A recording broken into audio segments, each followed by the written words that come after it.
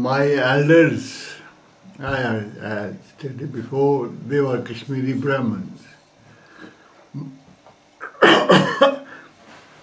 My grandfather, though a pious Muslim, he still thought he was a Brahmin. He had the cheek to say that. My father and my uncles, they didn't care about these things. They were just Muslim like everybody else. I was myself very anti-Hindu. In 1947, I played hell with the non-Muslims. Then one night when I slept, I was Muslim. When I woke up next morning, I was a Hindu.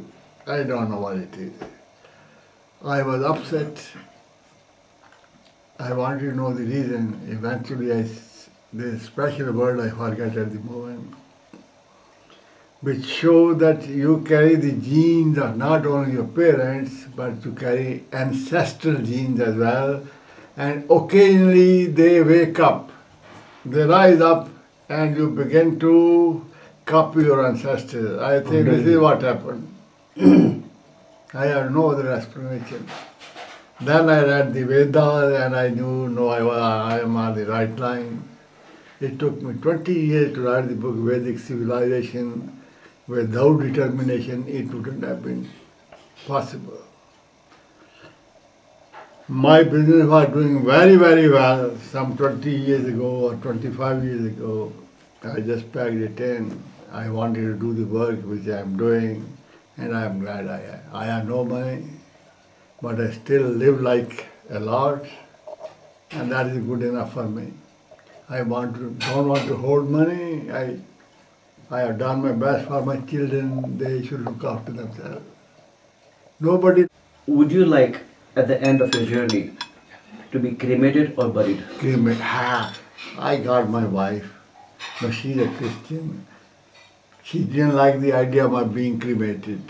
I have begged her to please have me cremated. I have my daughter in London. I have begged her to make sure that her mother, that is my wife, cremates me. That answer your question? Yes. All my ancestors were cremated. There was a custom in all advanced countries that those big people, they were cremated, but the poor people were buried. So it's a good way of becoming a big man, isn't it? That if you have to speak the truth, there is only one way. You can't mince it. Yeah, you can't mince it, yes. You can't. 2 and 2 makes 4. You can't say, oh, it is quarter to 4 quarter. And 3 hours is 5. You have to stand up and state the truth. There is no other way. It always carries some risk. If you can't take the risk, don't bother. I'm willing to think good of India, include them. But those who are not, give them ultimatum. Move to Pakistan, or go back to Arabia. No, you are here, you are respecting this house. Yes. Now if you don't, well, I can't be hospitable. If India is not their country, why are they there? That's true. Generation after generation, Hindus have taken no action against it.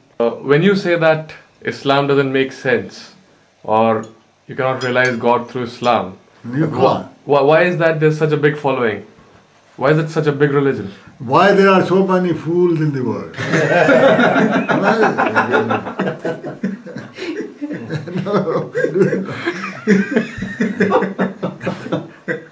He's going to get me killed.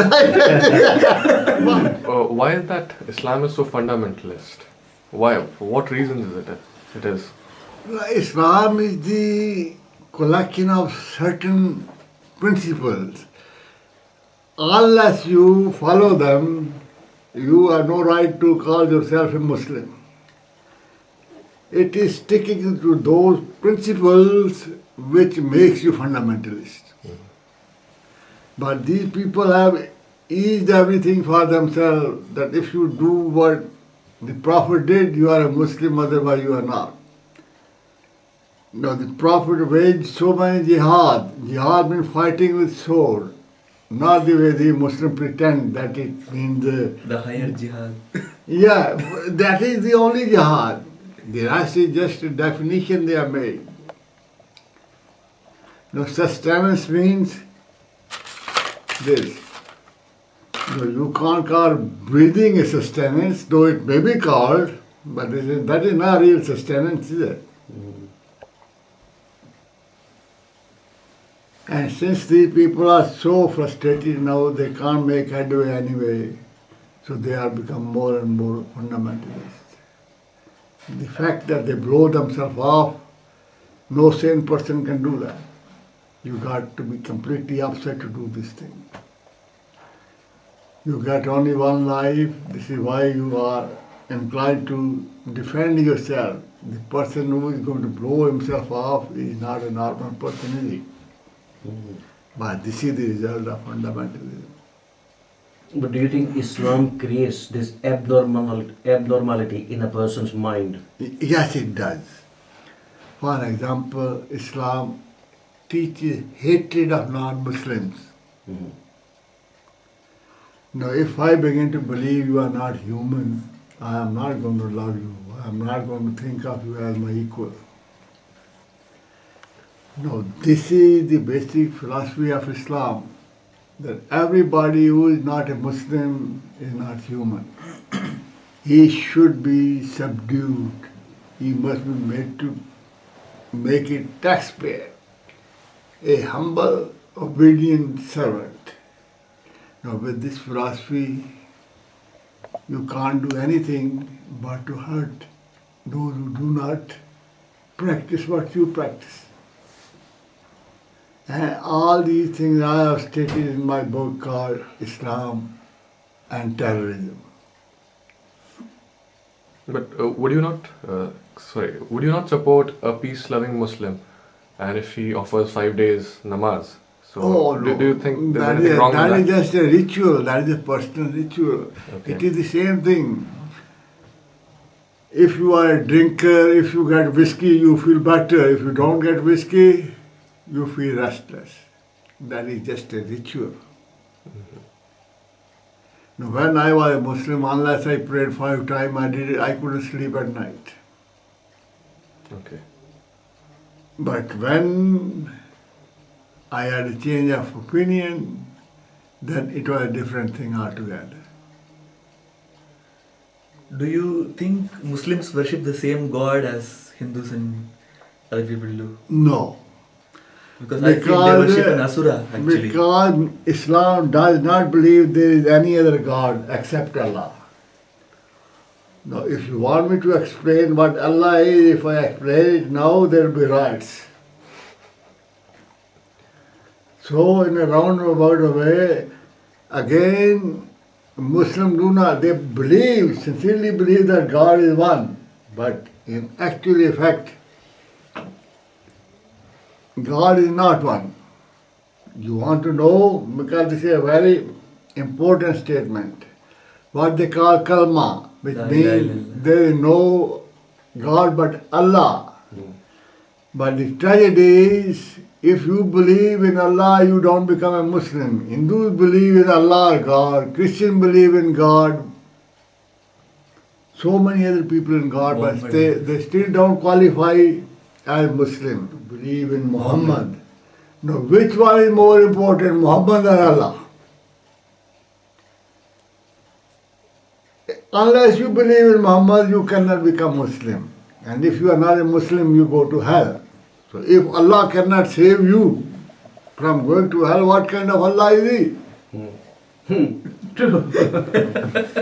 Pointing on him. He said, you do 4 wives, whereas I can do 13, or as many as I can get. But what kind of law is this? But one of his wives was 8 years old. Aisha, is it? That's a controversy. They said she is 16 years old. No, there is no controversy. The hadith clearly says that she was 6 years old. 6 years old. Yeah, when he married her. And they also claim that you have to ask the consent of the woman whom you want to marry. What does a 6-year-old woman know about marriage? But they claim she was 16. They tell lies they have made. Oh. They even don't know how to tell lies.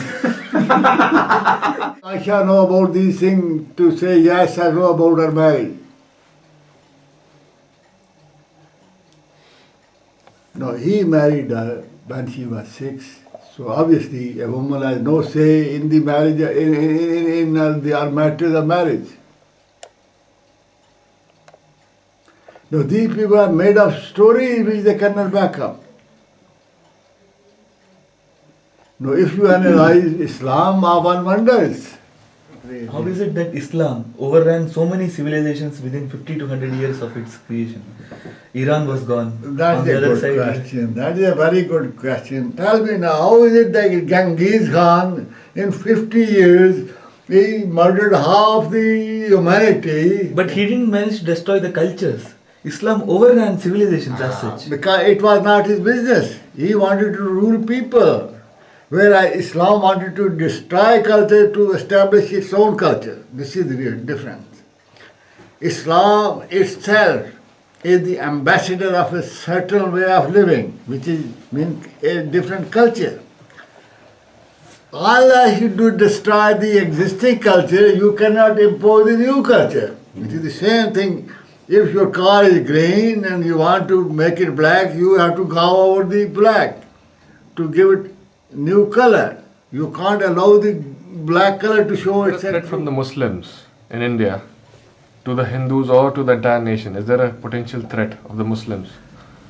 Now you can be sure I am glad you were not born at that time. When I was born, you are going to have another revolution the way we had in 1947.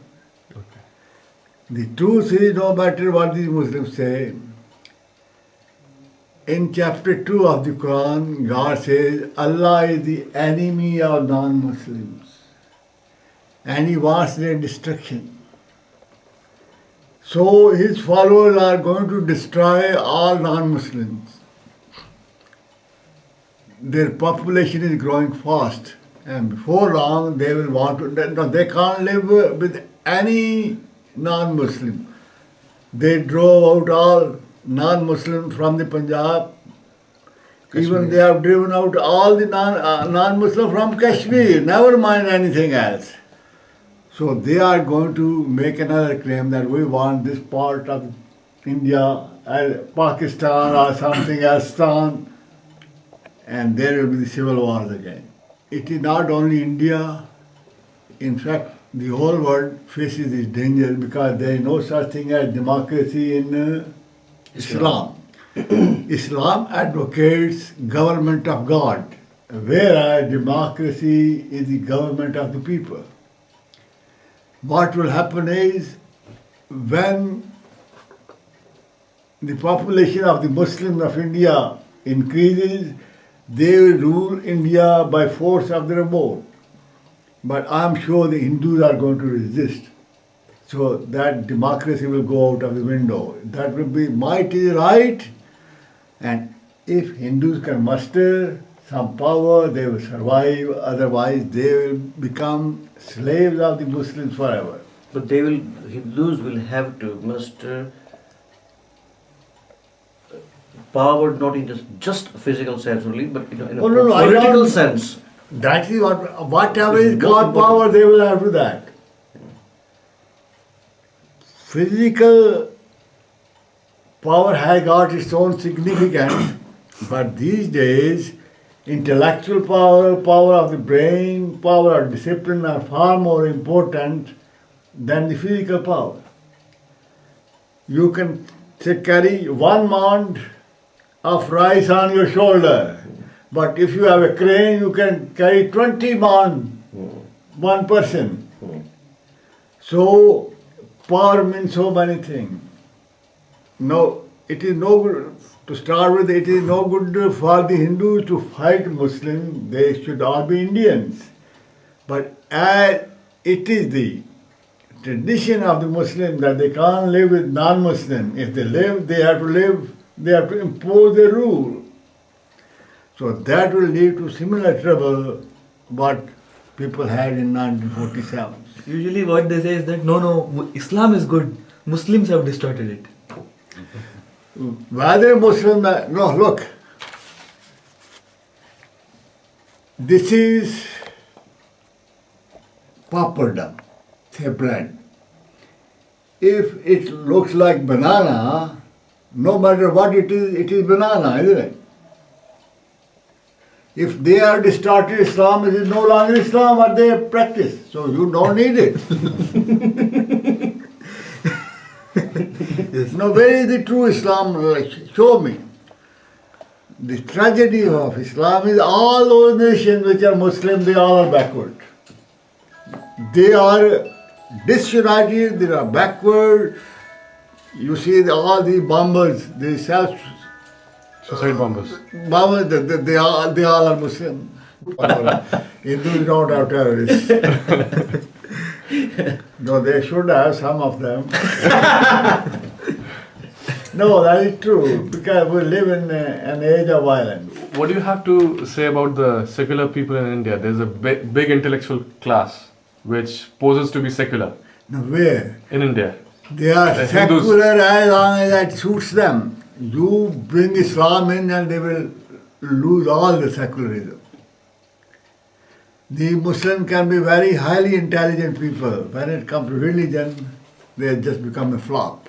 They can't argue because they have been brainwashed right from the beginning. Now, I could give you many examples, but I think it will be better. I don't say much about it. They are totally brainwashed people. And this brainwashing started right from the beginning.